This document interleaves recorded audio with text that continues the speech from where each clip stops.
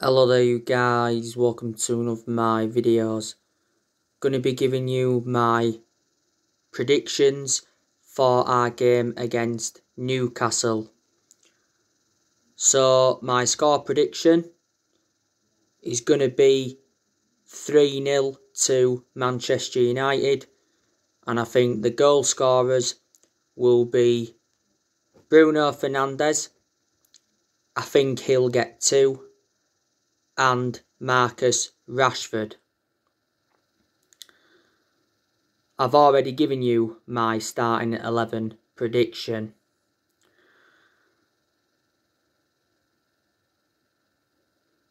Top 4 is our aim this season. Top 4 is at risk, we could easily drop out. We know we're not going to win the Premier League this season.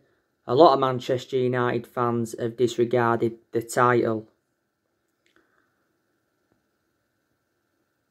During Ole Gunnar Solskjaer's press conference building up to this game, he warned Manchester City that the Premier League title race is not over.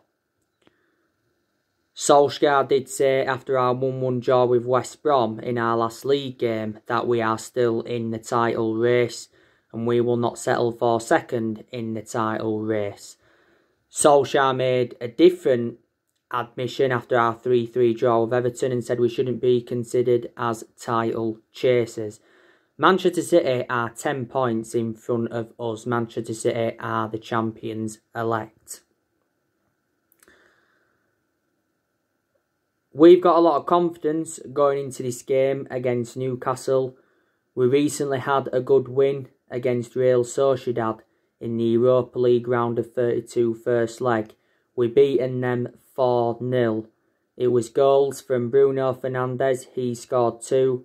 Rashford scored and Daniel James scored, and it was a very, very good performance by Man United. Basically, we are through to the next round of the Europa League.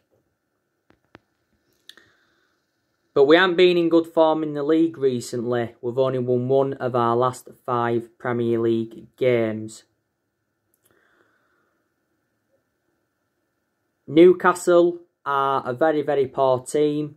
They are sitting 17th in the Premier League, so they are facing a relegation battle. Steve Bruce is their current manager. Steve Bruce has been Newcastle manager since July 2019, so he's been Newcastle manager now for like 19 months. I'm surprised he's still there because Steve Bruce is a very, very poor manager. Before, they had Rafa Benitez. I think Newcastle should have kept Rafa Benitez, but Rafa Benitez did resign.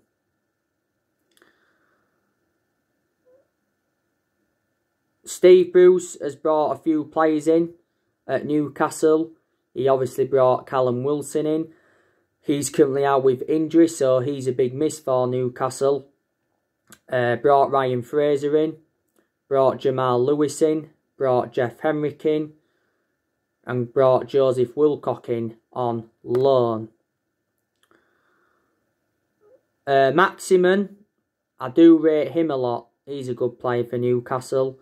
They've got Dwight Gale, who's quite good. They've got Joe Linton. They've got Andy Carroll.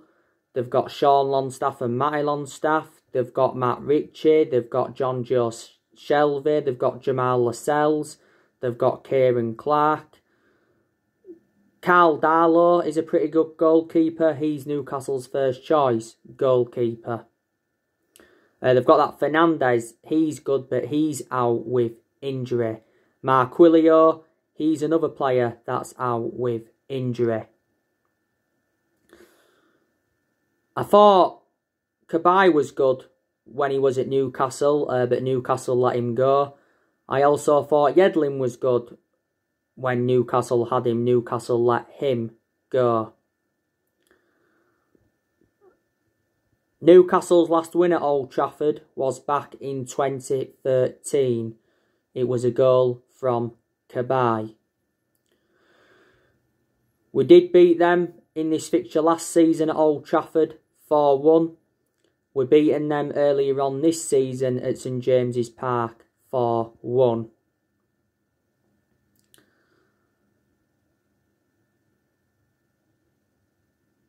After Newcastle, it's Real Sociedad in the Europa League round of 32 second leg. Ole Gunnar Solskjaer's come out and said that Amad Diallo Traore could make his first start in the second leg, which is good. It was good to see Amad Diallo Traore make his first team debut in the first leg. He came on and he showed his tricks. He's going to be, I said he's a good asset for the first team, Amad Diallo Traore.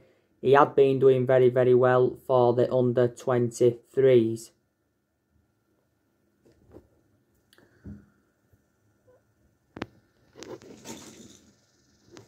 And after that, it's Chelsea. And Chelsea is going to be a difficult game. Chelsea are unbeaten since they appointed Thomas Tuchel in.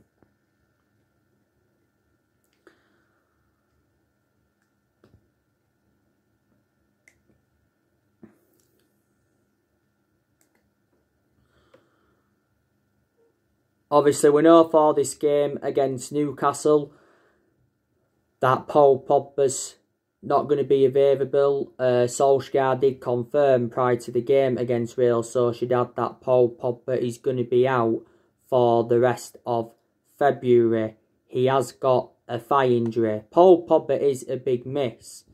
Paul Pogba has done well in recent months. He's been enjoying the best period in his career at Man United since he rejoined. He had an ankle injury earlier on this season and he was out for the vast majority of last season with an ankle injury. So Paul Pogba sustained a few injuries now at Manchester United. Like I said, there's a good chance Paul Pogba will leave the club in the summer. Like I said this morning though, who's going to replace him? Paul Pogba's future is on hold until the end of the season. Now, we have revealed our asking price for him. We want £100 million. There's 3 clubs that want Paul Pogba. That's Real Madrid, PSG and Juventus. It said last month that Paul Pogba was considering making a U-turn at the club. That means staying at Manchester United potentially past the summer. And he contradicted his agent, Mino Raiola, for the second time.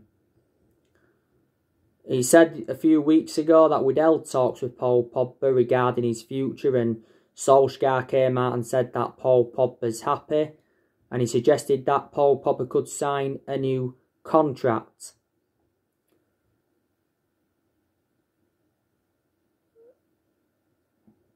Now, Paul Pogba's brother, Matthijs Pogba, a few weeks ago gave us an update on Paul Pogba's future, and he advised us to sell Paul Pogba in the summer if we are to get the money. Or he said he could leave for nothing in 2022, which is next year. And he said he's got no intentions of signing a new contract. You know, Mino Raiola, Pogba's agent, is desperate to get his client out of the football club this summer. Mino Raiola recently admitted he's working quietly on Paul Pogba's transfer to avoid offence. You know, Mino Raiola's been criticised a few times and he doesn't have a good relationship with Man United. He made an announcement back in December regarding Paul Pogba, and Mino Raiola, Ole Gunnar Solskjaer was furious with Mino Raiola's announcement because it was just before the game against RB Leipzig in the Champions League. Earlier on this season, we triggered that 1-year extension on Pogba's contract, so he's under contract with the club until June 2022. Pogba's our most expensive signing at the moment because we paid £89 million for him.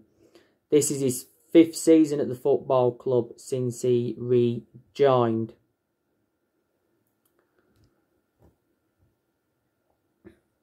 But yeah, Paul Pogba has had a long-running transfer saga. So I'm expecting Paul Pogba back in early March. Will he be available for the game against City in early March.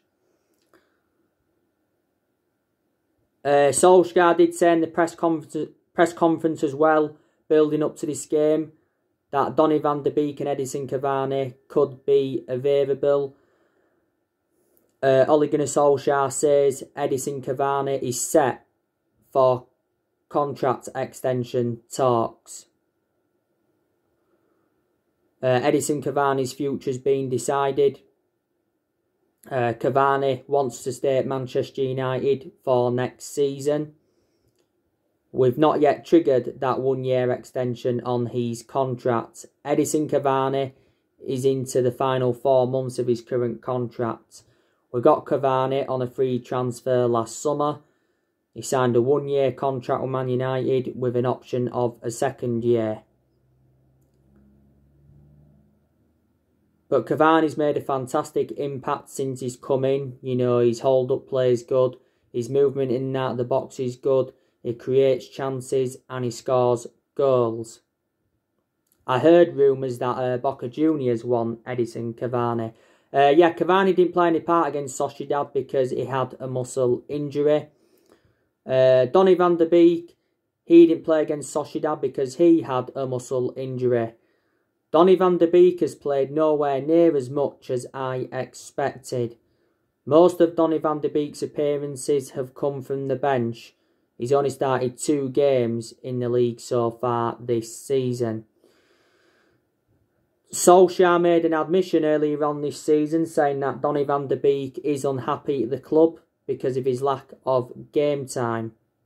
But Solskjaer promised him more game time at the football club. Van de Beek needs more chances because he is a good player. You know, he can play in 3 different roles. You can put him as a box-to-box midfielder. That was his predominant position at Ajax. You can put him as a number 10. You can put him out wide. We got him in a deal worth £40 million. Solskjaer confirmed in the press conference as well that Phil Jones still remains out. Phil Jones has been out with injury for over a year now. You know, he doesn't get in the team anyway, Phil Jones. I think we'll be looking to offload him in the summer if we can get a replacement. This is Phil Jones' 10th season at Manchester United, so he has been a long servant. He's the only outfield player that's still here since the Sir Alex Ferguson era. But I'm surprised he didn't go in January, but Solskjaer said that Phil Jones is going to be given a second chance.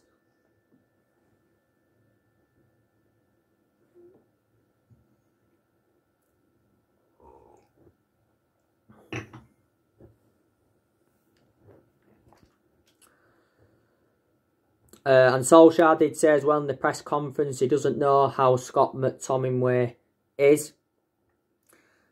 He was asked about Dean Henderson in the press conference. Is there any chance he could start in goal for this game against Newcastle? Yes, there is a chance, but I think we will go with David De Gea. I think Dean Henderson will become our #1 goalkeeper at some point because I think he's reliable enough now to become our #1. He has got that experience behind him. He did enjoy 2 successful loans with Sheffield United.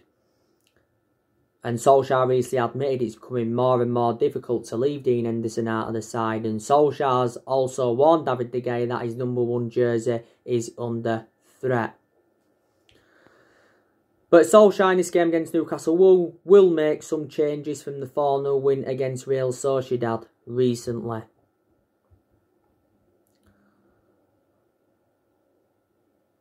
This year's summer transfer window is Ole Gunnar Solskjaer's biggest in his managerial career. This year's summer transfer window will be Solskjaer's 5th transfer window as permanent Man United manager. So far he's endured 4 transfer windows and he's spent over £200 million. In the summer of 2019 he recommended Daniel James and Wan-Bissaka and Harry Maguire in.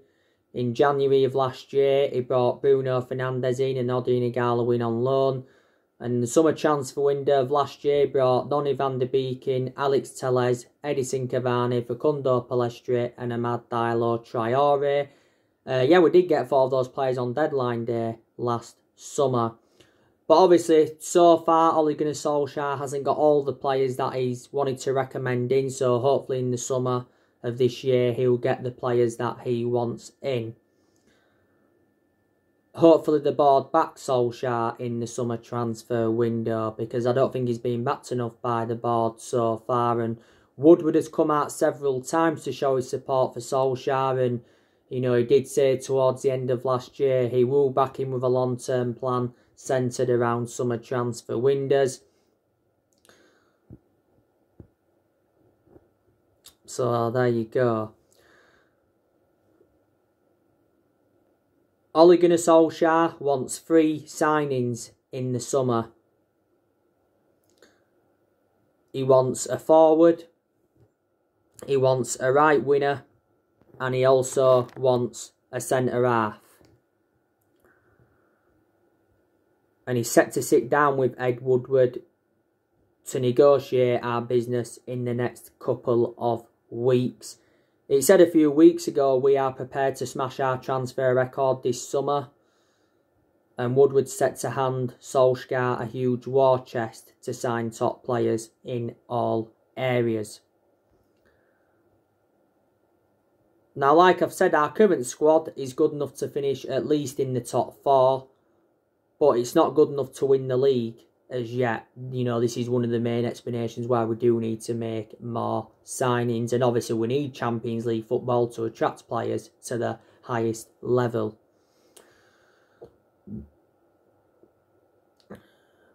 But there has been quite a lot of players on our agenda.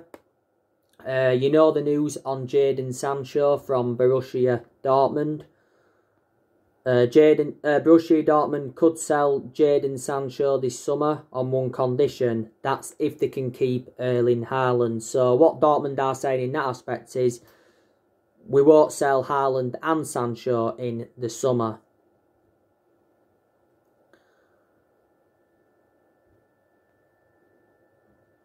Kicker via Sports Witness recently said that a Jadon Sancho transfer is coming in the summer, and £60 million has been quoted. Now, Dortmund do face a summer of exits, because it said the other week that Dortmund could sell up to 8 players this summer to raise funds. Earlier on this season, Dortmund reduced their asking price for Sancho to £88 million. Dortmund have endured a poor season, to be honest with you, and Jadon Sancho made an admission earlier on this season saying that he has endured a difficult season at Dortmund. Last summer though, he was our #1 priority target. Borussia Dortmund's valuation was £108 million. We was not willing to meet that valuation. So the valuation was the stumbling block last summer in Sancho coming to Man United. Fabrizio Romano's spoken a lot about the Jadon Sancho transfer saga, and so too has Bill's Christian Falk. Dortmund made it clear to us last summer that we had until the 10th of August to sign the player. We obviously missed out on that deadline, so Sancho remained at Dortmund. As you all know, Ole Gunnar Solskjaer would love to sign Erling Haaland. It'd be good to see Solskjaer reunite with the player, because Solskjaer knows Haaland well. Solskjaer was the one that gave Erling Haaland his debut at just the age of 16 at Molde. Solskjaer recently made a new Erling Haaland transfer admission.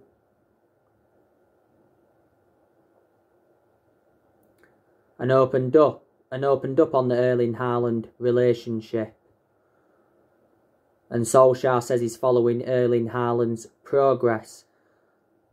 City and Chelsea also want him. Erling Haaland's father was talking about his son's transfer links to Man United earlier on this season. But since his arrival at Dortmund, like I've said before, he's been a revelation. I think he must have scored like 40 goals now, is it, for Dortmund? He's been at Dortmund over the year. Dortmund paid just £17 million for him. And he's got a contract with Dortmund until 2024. He's got a £68 million release clause. Haaland, but that doesn't become active until next year.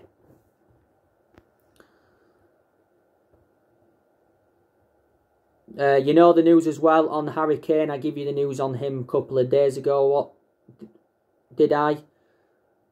It actually says from recent narratives that Tottenham have set their asking price for Harry Kane. It's £150 million, which is a substantial amount. 150 million is a British record transfer fee. Us and City are interested in Harry Kane. You know, we've been in for Harry Kane for several years. He's under contract with Tottenham until 2024. He's on £200,000 a week, but clubs like us and City can offer him more than £200,000 a week.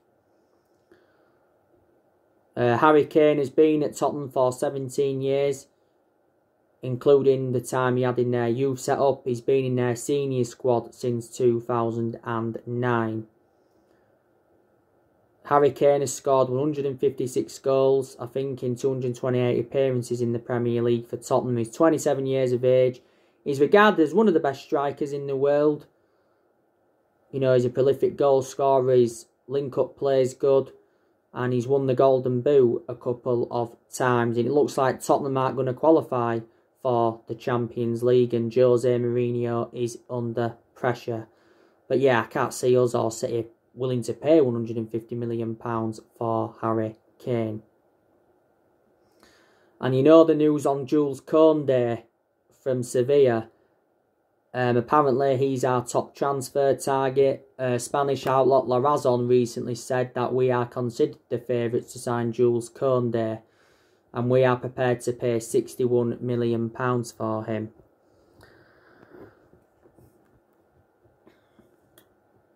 I think players will leave Man United in the summer, like I've already said. I think there's a chance Jones will go. There's a good chance Juan Mata will leave in the summer as well, because Juan Mata's current contract expires in the summer. We do have an option to trigger his contract for the further year. Juan Mata doesn't really play a lot now. He did play against Real Sociedad recently. Juan Mata's had a good career at Man United. He's been at the club now over 6 years. He's made over 200 appearances for us. He's scored like 50 goals. Earlier on this season, he rejected an £18 million a year contract offer to play in Saudi Arabia, and we got Juan Mata in a deal worth £40 million from Chelsea back in 2014. Maybe there's a chance we could offload Matic in the summer. You know, Matic isn't one of our first choice midfielders, but he still gets his chances, doesn't he, Manu Matic? And as you all know, I've always had my reservations about Matic, always. Because he's always been a slow player, and plus now he's in his 30s, he's aging up. Matt has been at the club now almost 4 years. We got Matic in a deal worth £40 million from Chelsea back in 2017. And like I said, there's still a chance Paul Pogba will leave in the summer. We've got Axel Tuanzebe as well. He doesn't get in our 11. Do you think we could offload him in the summer?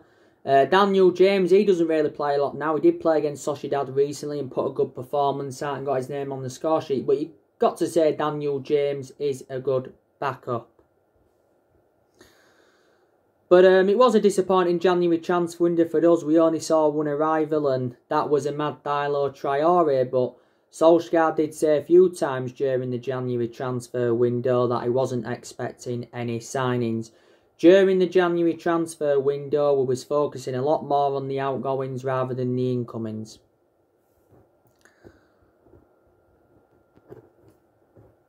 And to Ole Gunnar Solskjaer's credit, he has got rid of a lot of the deadwood since he got recommended in. Ole Gunnar Solskjaer recently admitted that nobody has spoke to him yet over a new contract.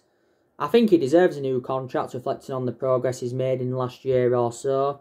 Said the other week, we will wait until the end of the season to begin contract talks with Solskjaer. Says we could offer him a new 2-year deal on one condition: we qualify for the Champions League. Solskjaer is into the final 18 months of his current contract. Now, like I've said to you, I am Ole Gunnar Solskjaer in. There has been some Man United fans that have recently been demanding Ole Gunnar Solskjaer out. You know, they've been saying they want a manager in and that with a proven pedigree and a manager that knows what they're doing. Solskjaer's been criticised a lot as Manchester United manager. Obviously, we've enjoyed bad periods under him. You know, we're enjoying a bad period at the moment in the league. Was poor earlier on this season. Solskjaer was lucky not to be sacked earlier on this season. Was poor at the first part of last season. We enjoyed our worst start to a Premier League season for 30 years. We've also enjoyed good periods under Ole. My biggest concern about Solskjaer is his decision making, because in a lot of his games at Man United he has been tactically naive, but there's also been some games where he has showed tactical flexibility. And we have struggled against the top 6 sides in the Premier League this season. And people say you've got to beat the top 6 sides if you are to be genuine title contenders. But in recent months I've seen performances improve. Players are improving at Man United. There's been some games where Solskjaer's got the best out of the team. We've got a fantastic away record under Solskjaer in the league. We haven't lost away from home in the Premier League for over a year. We've got to give Solskjaer credit. He's got us to the FA Cup quarter-finals. He's got us to the Europa League last 16. He got us to the EFL Cup semi-final this season. Lost 2-0 to City. We're second in the Premier League. Solskjaer did well last season in his first full season at the club. You know, despite our reluctance to back him with transfers, like I said, I still think he's made good signings. So there you go. Ole Gunnar Solskjaer must win a trophy at Manchester United to avoid the sack. We haven't won a trophy since 2017. The club of our stature need to be winning trophies. Like I said, the FA Cup's a chance of a trophy and the Europa League is a chance of a trophy. This is Solskjaer's second full season at Man United and his third season. He's been Man United manager now over 2 years. We appointed him in December 2018 and he's been permanent Man United manager since March 2019. No, he hasn't got that proven pedigree as a manager, but he's gained managerial experience reflecting how long he's been with us. Before he was with us, he was at Molde. He did win a few Norwegian titles at Molde. And before he was at Molde, he was at Cardiff. And his record at Cardiff was absolutely disastrous. Don't forget, he did manage a Man United reserve team at one point, Ollie. So he did watch some of this team at this day and age grow and develop. And he's managed over 100 games as Man United manager in all competitions.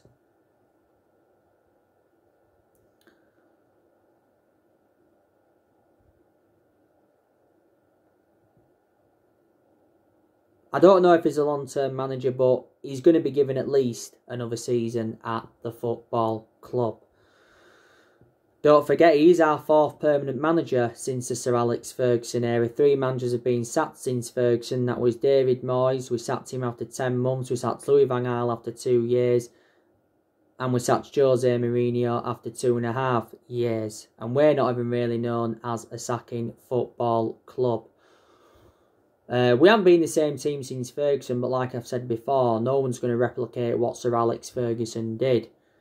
Ferguson endured 27 years at Man United, won over 30 trophies, including 13 Premier League titles, but Ferguson didn't settle in straight away because he didn't win out in his first 4 years at Man United. Good job he didn't get sacked any time within that 4-year period, because we wouldn't have had any success now. Because before Ferguson, we was inconsistent. But I think Ole Gunnar Solskjaer's handled things well at Manchester United. And I thought he handled things well, you know, when he was under pressure quite a few times. At one point, he was under pressure that much. There was talks that he was actually thinking of resigning, you know. But we'll see anyway. There'll be another video coming up later on. Drop your comments, likes below on the channel, guys. If you do, consider subscribe as always, and take care. God bless. See you all again very, very soon. Thanks for watching.